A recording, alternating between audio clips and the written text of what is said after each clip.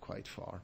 And there, the education world, I fear, is not enough in that mindset already.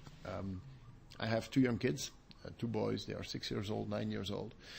They go to the same school where I went X years ago. And like this morning, it's fun to bring them to school. It's a good feeling. I mean, this is the place where I've always been when I was young.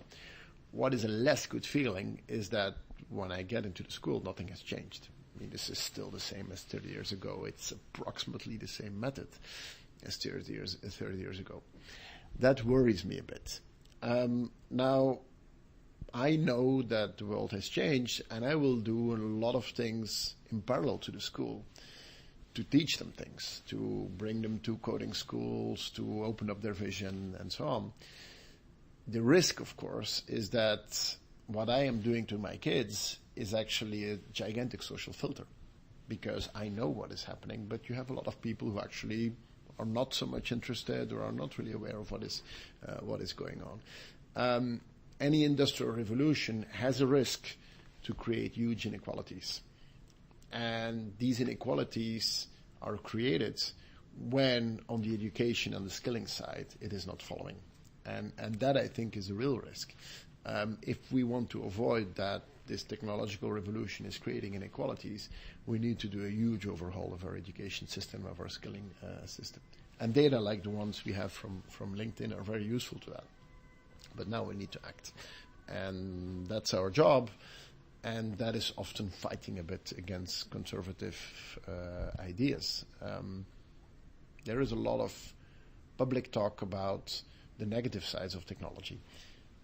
There could be negative sides, but the upsides are much bigger. But then we need to see it as an opportunity and not as a threat. Okay, great.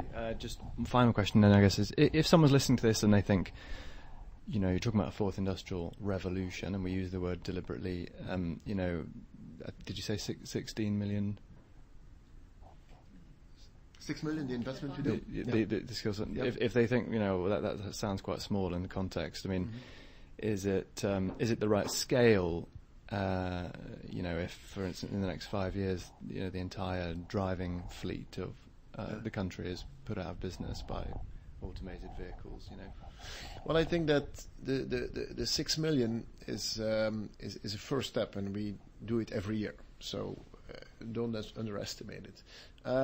It is also co-financing, and we do not believe that we have all the wisdom on the government side. And if you work with the private sector, you bring both worlds together. What is expected, I think, from government investment is to give a certain direction and to be a leverage. I've very often seen huge government programs with a lot of money, but which were just one mono way of thinking and not using enough what is happening. And here we do it obviously in a multi-partisan way and bringing people together. In the end, a lot of things are changing. But in the end, our task is to make this a human-centric economy. In the end, the economy is not about, I'm not the IMF. I mean, 6% economic growth doesn't make me particularly happy. What makes me happy if that economic growth is translated in jobs and translated in progress and translated in giving people more opportunities. Technology is a tool. It's not an objective in itself.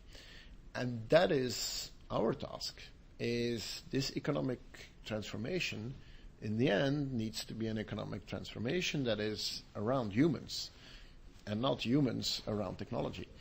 And that is, I think, what you can expect from a political debate, is to put that at the center and to have a discussion about that and then have policy around that. And that, I think, is needed today. I think a lot of the anxiety you see in Western society today, leading to some unexpected election results we've seen over the past months, people often say, well, this is about migration and about insecurity.